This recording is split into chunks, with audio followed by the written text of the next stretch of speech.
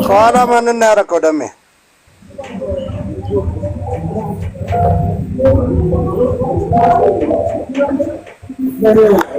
ደሜ እኔ ምን አንድ እኔ ባልና ሚስቶች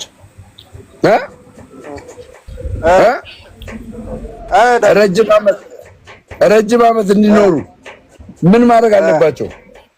ምን ማድረግ አለባቸው? ይቅር መባባል ነው። እንዴት? እስኪ አስረዳኝ። ያው በይቅርታ መኖር ነው። ያው ሁሉም ስለሚያጠፋ በይቅርታ መኖር። ቢለያዩስ? ለምን ይለያያል? አመፅ ገብቶባቸው ምናምን እኮ እሱን ነው እኮ የምልህ። የይቅርታ ልብ ካላቸው እግዚአብሔር ደግሞ ይረዳቸዋል ከጸለዩ። ለምን የዛ ቤት ራስ ክርስቶስ ከሆነ ያግዛቸዋል።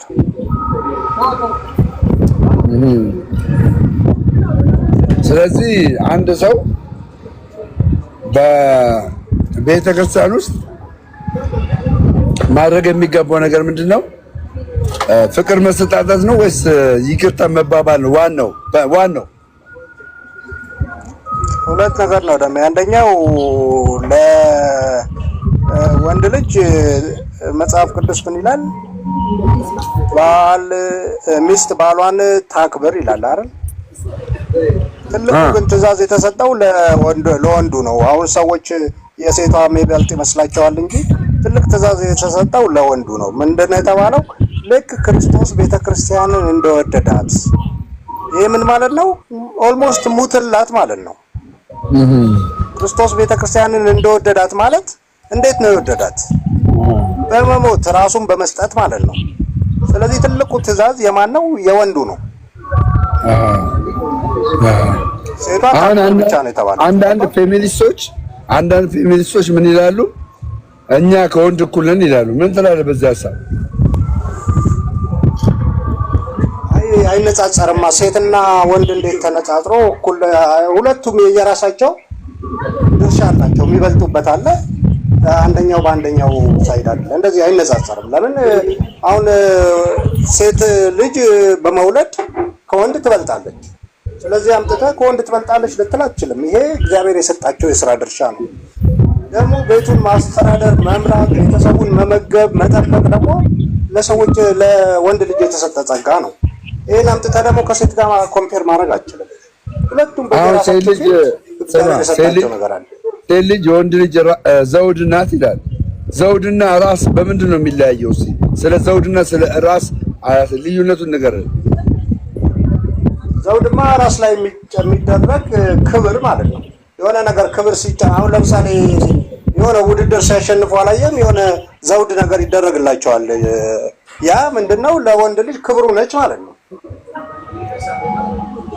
ስለዚህ ሴት ልጅ ትበልጣለች ከወንድ ልጅ? አያስፈልግም። አሁን የመብለጥ ጉዳይ የለም እያልኩ ነው። አሁን ለምሳሌ እነሱ ልጅ መውለድ ይችላሉ። አሁን ከኛ ይበልጣሉ ማለት አለ። ያለኛ መውለድ ይችላል። የሰጠው ስጦታ ጸጋ ነው። ያለኛ መውለድ ይችላል። ያለኛ አይደለም። ለምሳሌ ልጁን አርግዘው የሚወልዱት እነሱ ነው። የቤት ራስ መሆን ያለባት እኮ ሴት ናት ማለት እኮ። አይ እንዴት? መጽሐፍ ቅዱስ ይላል። መጽሐፍ ቅዱስ የቤቱ ራስ ወንድ ነው አለ አይደል? ባል ነው። ዘውድ ደግሞ ሴት ናት ይላል። ዘውድ ደግሞ ሴት ናት። አይ የእሱ ሌላ ሐሳብ ነው። ከዚህ ጋር የሚያያዝ አይደለም እኮ። አስረዳና አይደል የተከስተው? አስረዳና እሱን ደግሞ እኮ እሱ ከዚህ ጋር የሚያያዝ አይደለም እኮ። እስቲ አስረዳን። እሱ ዘውድ ያለበትን ሐሳብ ግለጽልን እስቲ። ከምን አንፃር ነው እንደዛ የተቀመጠው? ሰላም ቢዩ ቃሉን ብታገኙት ብናነበውና እዛ ጋር ምን እንደሚል ኮንቴክስቱን ብናየው ደስ ይለኛል። ኦኬ ማውጣት የተጻፈው ሙሉውን አይተነው ከምን አንፃር እንዳለ ማየት እንችላለን።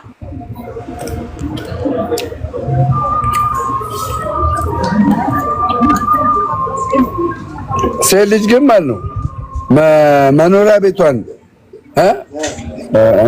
ከወንድ ልጅ በላይ ሆና ብትመራስ? ለምሳሌ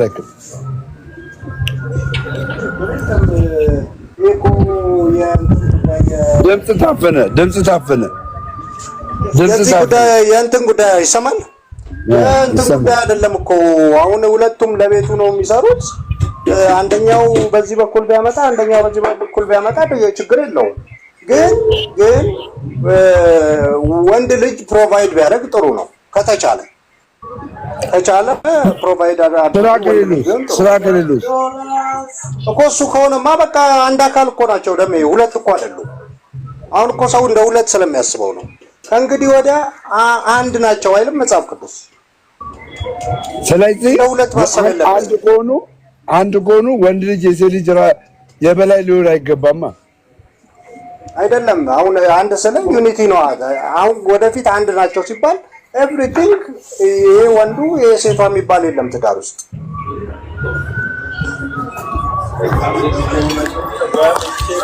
ግን ደግሞ ቤሊ ልጠይቅህ፣ አሁን ለምሳሌ እሺ አንተ ያልከው ትክክል ነው፣ ግን ወደ መሬት ደግሞ ስታወርደው ከሁለት አንዱ ለምሳሌ አሁን ብዙ ልዩነት፣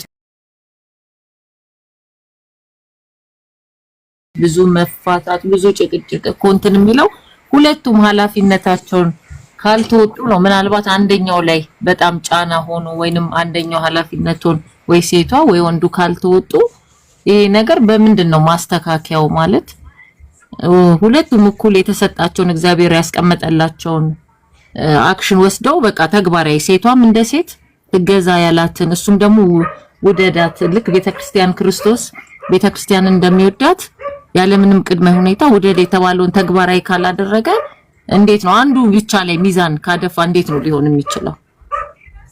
አዎ ይኸውልሽ አሁን ዋናው ነገር ምን መሰለሽ፣ አንቺ ለምሳሌ የታዘዝሽው ነገር አለ። ለምሳሌ ደብዳቤው ሲጻፍ ምን ብሎ ነው የጻፈው? ሴቶች ሆይ ተብሎ ነው አይደል የተጻፈው? አንድ መጽሐፍ ላይ ስለተጻፈ እዛው ሴቶች ሆይ ወንዶች ሆይ ተብሎ ተጻፈ እንጂ ሴቶች ሆይ የምትለው ፓርት አሁን ለብቻሽ ተጽፎ ቢሰጥሽ ኖሮ ወንዶች ሆይ የሚለውን አታነቢውም ነበረ። ስለዚህ አንቺ የራስሽን ፓርት ፈጽመሽ ከእግዚአብሔር ጋር ነው ጉዳይሽን የምትጨርሺው እንጂ እሱ ሲፈጽም እፈጽማለሁ የሚባል ነገር የለም። አይሽ አንቺ መጀመሪያ የራስሽን ፓርት ፈጽመሽ ከዛ የራስሽን እየፈጸምሽ ስትሄጂ ያንን እግዚአብሔር ያስገዛልሻል። እሱን ነው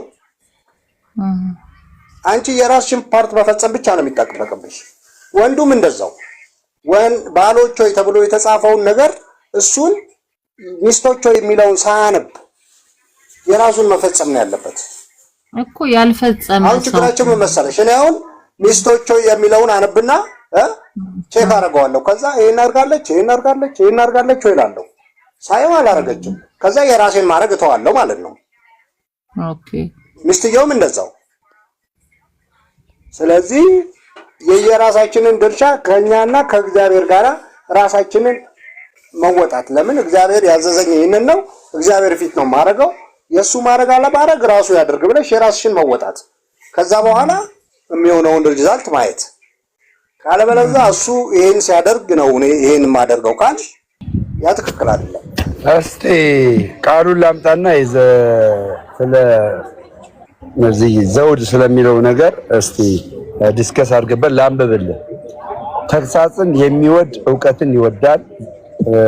ምሳሌ ምዕራፍ 12 ላይ ነው።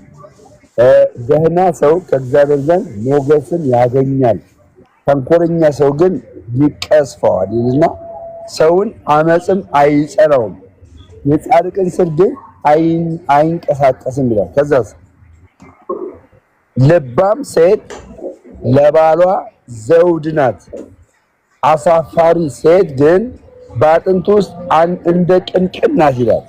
ስለዚህ ሴት በጣም ከሆነች ቤቷን የምትመራ ከሆነ ዘውድ ናት እያለ ነው። በላይ የሆነች ነው። ምን ትላለህ በዚህ ሀሳብ ላይ? አሁን እዚህ ጋር ስለ ሰላማዊ ስለሆነች ስለምታሳርፍ ሴትና ስለ ቅንቅን ሴት ነው። አሁን ሁለቱን ኮምፔር እያደረገ ስላስቀመጠው ድርጊቱ ምንድነው? ልባም ሴት ከሆነች ለባሏ በቃ መመኪያ ነች፣ ሞገስ ነች ማለት ነው። በቃ ታሳርፈዋል። ቅንቅን አትሆንበትም ነው። ያኛው በተቃራኒው ቅንቅን ከሆነ ያችኛዋ ቅንቅን አትሆንበትም። ምን አይነት ሴት ነች ማለት ነው? የምታሳርፈው፣ የምትረዳው፣ የምታግዘው። ከዛ ሴንስ ነው እዚህ ጋር የተጻፈው። ለምን በምን ታውቃለህ መሰለህ እንደዛ እንደተጻፈ? ከታች ያችኛዋን ቅንቅን ነች ስላለ ይችኛዋ ምንድነች ማለት ነው? ቅንቅን ያልሆነች ሴት ነች ማለት ነው። ስለዚህ ቆይ ዝም በይ። እዚህ የምን ቅንቅን ነው ትለኛለች። ቆይ ዝም በይ፣ አንቺ ጋር እንነጋገራለን። ሚስትህንም ታስፈራራታለህ። አይ ቤሊ፣ ኧረ ቤሊ፣ ኧረ አክብራራ አይደለም። እስኪ ሰላም ልበላ፣ ኧረ የተተራረብን ነው። እስኪ ሰላም ልበላ፣ በእናትህ ሰላም ልበላት አንዴ በጌታ። ኧረ ተዋት ሄዳለች። በጌታ ፍቅር ሰላም ልበላት፣ በእናትህ ሰላም ልበላት በጌታ ፍቅር። የለችም ደቤ እኮ አጠገብህ ናት። እስኪ በእናትህ ሰላም ልበላት። አሁን የለችም። አገናኘኝ በጌታ። አንተ ኢየሱስን አትወደውም? ኧረ ደሜ እኔ ተወኝ። ኢየሱስን አትወደውም ወይ? አትወደውም አንተ? እወደዋለሁ ደቤ። ታዲያ አገናኘኝ፣ ባለቤትህን ልተዋወቃት። አገናኘኝ። እሺ የኔ አባት ደምረው። ሄሎ ደምረው። ሄሎ ወይ ጠፋ።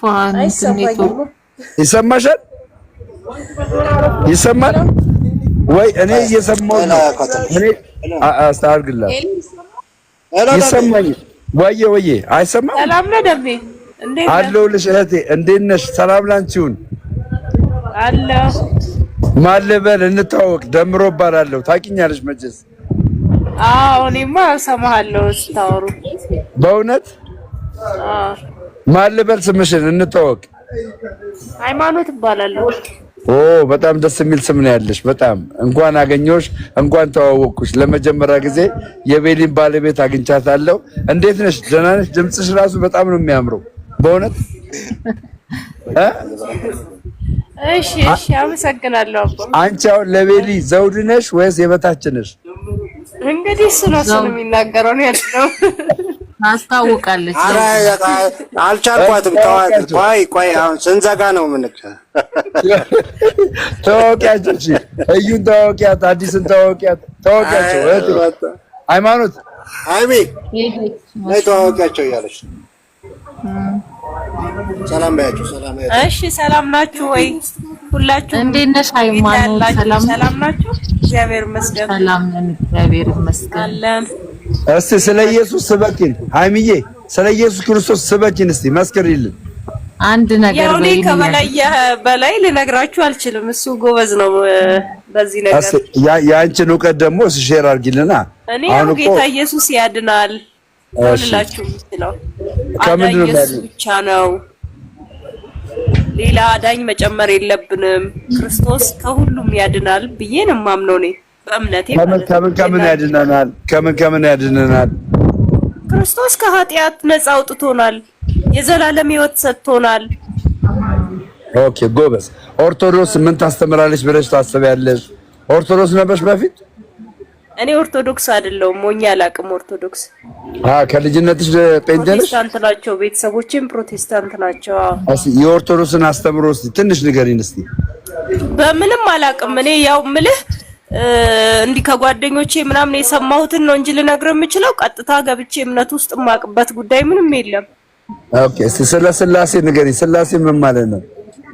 ስላሴ ነው። ቆይ አሁን ድንገተኛ አምጥተህ አገናኘኝ እንጂ ቤሊ አይደለም።